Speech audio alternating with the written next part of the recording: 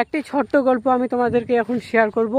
এই গল্পটা যে বাস্তবতা এখন যে বর্তমান যে হচ্ছে সেটার তুমি গল্পটা শুনলেই বুঝতে পারবে কেমন গল্পটা। ওকে, সো অনেক পুরনো গল্প। হ্যাঁ, সো একটা গ্রামে সেই গ্রামে অন্ধকার পাড়া এটা কিন্তু। হ্যাঁ, মানে আগে কারেন্ট ফারেন্ট তো কিছুই ছিল না। আর তখন মানুষগুলো কি করতো যে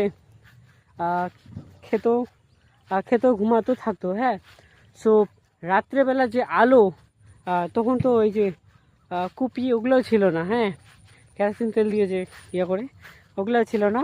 সো সেটা গ্রামটা অন্ধকার, মানে সন্ধ্যা যখনই হবে তখন অন্ধকারই মানে ঘিরে ফেলবে সেই গ্রামটা, মানে আলোর কোনো ব্যবস্থা ছিল না। ওকে, সো সেই গ্রামের লোকেরা এটাই ভাবতো যে অন্ধকারই হয়তো আলো টালো এগুলো কিছু হয় না রাত্রেবেলা। হ্যাঁ, সো সেই গ্রামে একটা ছেলে, সে ছেলে থাকতো। সেই ছেলের নাম হচ্ছে সাগর। ওকে, সাগর সেই গ্রামে থাকতো।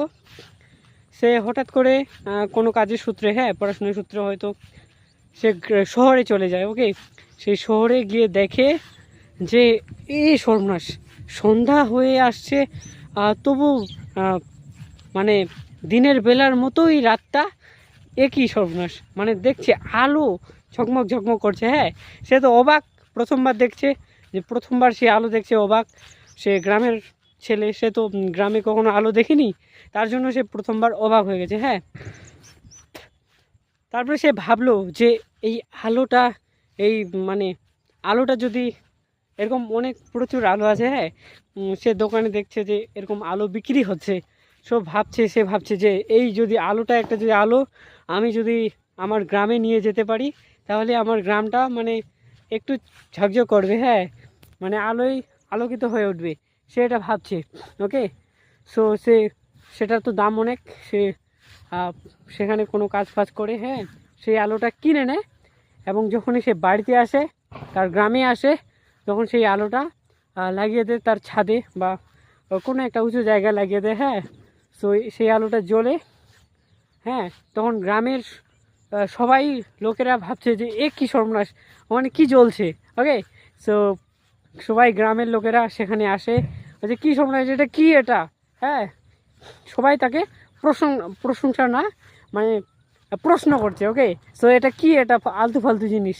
হ্যাঁ, তখন সেই ছেলেটি সাগর, সে বোঝাতে চায়, সবাইকে বোঝায় যে এটা একটা আলো, মানে ঝকঝক, আমি শহর থেকে নিয়ে আসছি, তোমরা চাইলে তোমরাও শহর থেকে নিয়ে আসতে পারবে।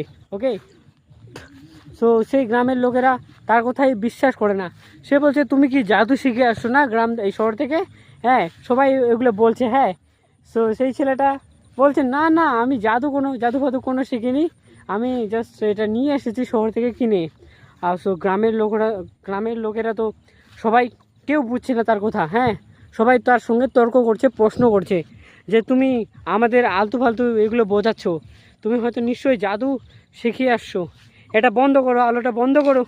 হ্যাঁ, সো সেই ছেলেটা আর সেই সাগর আর বোঝাতে পারে না সেই সব মানুষদের, সেই আলোটা মানে নিভিয়ে দেয় গ্রামের মানুষগুলো জোর করে। সো এই গল্পটা থেকে আমরা শিখতে পারি কি, যে কোনো মানুষ, হ্যাঁ, যদি তার জীবনে, তার লাইফে, হ্যাঁ, কোনো কিছু বড় অর্জন বা কোনো কিছু এমন কিছু নিয়ে আসে তার জীবনে, হ্যাঁ, সেগুলো মানুষের কিন্তু সহ্য হবে না। কারণ এটাই দেখো, তুমি সেই ছেলেটা বলেছিল, সেই সাগর নামে ছেলেটা বলেছিল যে তোমরাও নিয়ে গিয়ে আসতে পারবে। এখানে আমি বোঝাচ্ছে যে মানে গ্রামের লোকেরা 99 জন, হ্যাঁ, ওটা গিয়ে শহরে নিয়ে আসতে পারে, নাকি এটা সহজ হবে যে সেই একজন যে নিয়ে এসেছে তার আলোটাই নিভানো যায়। মানে 99 জন মিলে তার আলোটাই নষ্ট করে দেয়, তার ইয়েটাই নষ্ট করে দেয়। এটা বেশি সহজ কাজ, মানে 99 জন খাটনি করে কেন শহরে গিয়ে আলোটা নিয়ে আসবে, তারপর যে একজনেরই আলোটা আমরা নিভিয়ে দিই। এটাই হচ্ছে আমাদের সমাজের বাস্তবতা, এটাই প্রেজেন্ট টাইমে হচ্ছে প্রচুর। যে কোনো কিছু অর্জন করলেই মানুষ হিংসায় জ্বলে পুড়ে মরবে, আর সেই হিংসা সহ্য না করতে পারে, তাকে প্রশংসার বদলে তাকে প্রশ্ন করবে, সন্দেহ করবে, তাকে যা ইচ্ছা তা বলবে। এটাই হচ্ছে আমাদের সমাজের বাস্তবতা। ওকে, সো এই গল্পটি তোমাদের কেমন লাগলো অবশ্যই জানাবে। ওকে, সো দেখা হচ্ছে নেক্সট ভিডিও, কোনো নেক্সট ভিডিও। ওকে, হরে মানবত।